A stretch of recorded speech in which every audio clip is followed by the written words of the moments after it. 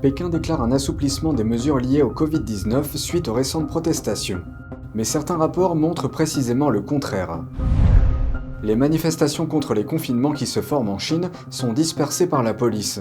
Nous avons parlé à une manifestante qui exprime sa détermination. Un journaliste chinois dresse un bilan des préoccupations environnementales de la Chine, et ce qu'il révèle est loin de correspondre au discours officiel. Bienvenue dans Regard sur la Chine. Avant de commencer, je vous informe que le programme Regard sur la Chine sera diffusé sur la nouvelle chaîne Regard sur la Chine NTD. Je vous invite à cliquer dès maintenant sur le lien en dessous de cette vidéo pour vous abonner. En effet, suite aux élections américaines de 2021, notre chaîne NTD français s'est vue retirer sa monétisation sur YouTube. En d'autres termes, nous ne bénéficions d'aucun revenu depuis cette période. Pour que nous puissions continuer à vous informer dans de bonnes conditions, vous pouvez nous soutenir en vous abonnant et en partageant le lien de la nouvelle chaîne. Merci pour votre attention et j'espère vous retrouver très vite sur la nouvelle chaîne de Regard sur la Chine. Des changements semblent s'opérer dans la politique chinoise, notamment en ce qui concerne le Covid-19. Depuis jeudi, les autorités ont brusquement levé les restrictions dans certaines mégapoles, dont Shanghai, Guangzhou et Chongqing. Une communauté de la capitale, Pékin, a également autorisé les patients présentant des symptômes légers à s'isoler chez eux plutôt que dans une installation de quarantaine ou un hôtel. Ce changement intervient alors que la Chine connaît des manifestations de masse sans précédent contre sa politique du zéro Covid-19.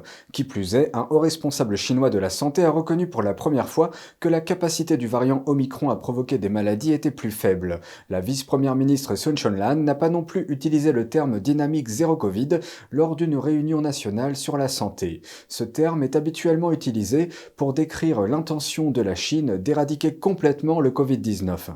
Au lieu de cela, elle a annoncé que le pays était confronté à une nouvelle situation et a encouragé les personnes âgées à se faire vacciner. Mais se pourrait-il que la Chine commence à s'éloigner de sa politique du zéro Covid-19 ? Des rapports récents ont fait surface montrant des messages contradictoires. Tout d'abord, la province du Shandong, dans l'est de la Chine, a annoncé un nouveau plan mercredi. Il s'agit d'investir plus de 3 milliards d'euros dans la construction d'hôpitaux de fortune avec plus de 200 000 lits. Mais cette annonce suscite l'inquiétude du public. Un commentaire sous le rapport dit que cela pourrait signifier que la politique liée au Covid-19 ne changera pas pendant de nombreuses années à venir. Le même jour, un enregistrement audio a fait le tour des réseaux sociaux chinois. On y entend une jeune fille de 18 ans de la province du Gansu, dans le nord-ouest de la Chine, interroger le personnel d'un hôpital de fortune.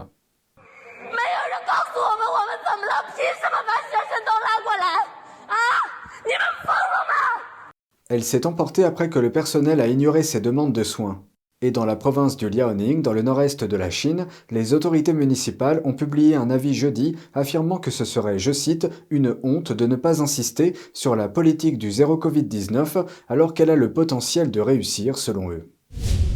Le Parti communiste chinois accuse souvent ce qu'il appelle des forces étrangères anti-chinoises de déclencher des troubles en Chine.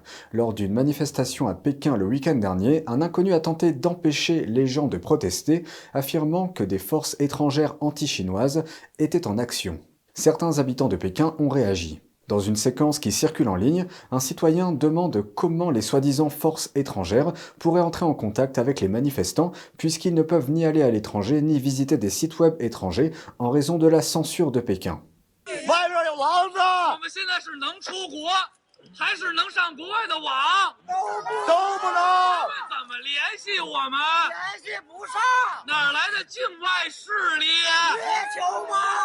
Un autre manifestant a utilisé une approche différente et ironique, affirmant que les fondateurs du communisme, Marx et Engels, et les communistes russes Staline et Lénine sont les véritables forces étrangères qui se sont infiltrées en Chine.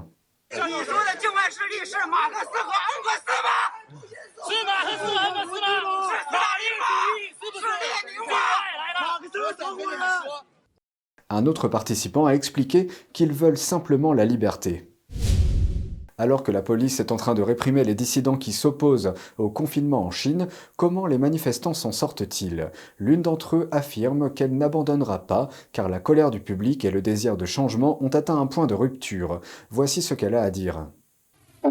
J'ai l'impression que mon sang est en train de bouillir. Wang se rappelait la scène de l'une des plus grandes manifestations qui ont éclaté à Shanghai ce week-end. Pour protéger son identité, nous lui avons donné un pseudonyme et modifié sa voix. Faisant partie de la foule, elle et son petit ami manifestaient contre les mesures strictes de Pékin liées au Covid-19. Cette manifestation intervient après qu'un peu plus d'1,4 milliard Chinois subissent pour la troisième année consécutive des politiques de confinement strictes, des tests de masse obligatoires et des quarantaines forcées. Ces protestations se sont répandues dans toute la Chine, des grandes villes de l'Est aux régions de l'Ouest. Au cours de certaines manifestations, des citoyens se sont rassemblés pour demander au Parti communiste chinois de démissionner. Jusqu'à ce que la police commence à arrêter les manifestants sur les sites. Pendant le peu de temps que j'ai passé là-bas, j'ai vu au moins 3 personnes être arrêtées. De nombreuses personnes ont été arrêtées plus tôt et la veille. La police de Shanghai s'est confrontée aux manifestants samedi. Les agents ont commencé à arrêter des personnes tôt le matin. On ne sait pas exactement combien de personnes ont été arrêtées, mais un manifestant de Shanghai a déclaré que 80 à 110 personnes avaient été arrêtées dans la seule nuit de samedi à dimanche. Nous allons continuer à protester, ce n'est pas du tout une solution au problème, cela ne fera qu'accroître la colère de tous. Wang affirme que la tyrannie ne peut être supportée éternellement et que des manifestations de dissidence finiront par se produire tôt ou tard. Ensuite, un rendez-vous d'État entre la France et les États-Unis. Emmanuel Macron rencontre Joe Biden durant un séjour de 3 jours. C'est la première fois que Biden reçoit une visite d'État officielle au cours de sa présidence. Les deux dirigeants devraient renforcer l'amitié franco-américaine dans le but de contrer les menaces communes de la Russie et de la Chine. La première chose à l'ordre du jour du dirigeant français est de demander aux États-Unis d'aider les entreprises européennes. Et ce dans un contexte où les Occidentaux sont confrontés à une concurrence intense de la Chine. Macron tentera également de négocier des exemptions de la part des États-Unis pour les entreprises européennes. Quant à la question de la Chine, Macron dit qu'il explore une troisième voie sur la Chine qu'il déclare être ni conflictuelle ni naïve. D'autre part, Biden a exhorté ses homologues de l'OTAN à s'opposer à l'autoritarisme et à la puissance militaire croissante de la Chine. La France est un allié essentiel pour les États-Unis qui cherchent à contrer la menace de la Chine dans la région Indo-Pacifique. La France est la seule puissance de l'Union européenne à être présente dans la région. Elle y compte environ 7000 militaires et plusieurs bases militaires.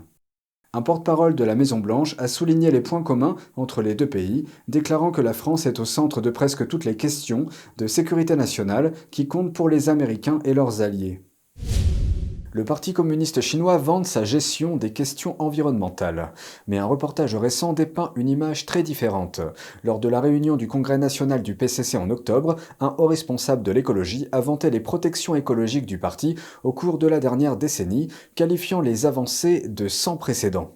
Mais est-ce là la véritable histoire? Un journaliste chinois semble révéler tout le contraire. Le journaliste Zhao Lanjian a déclaré à The Epoch Times que les préoccupations environnementales de la Chine restent à des niveaux alarmants. Il a cité 3 grands mots qui sous-tendent les politiques environnementales de Pékin.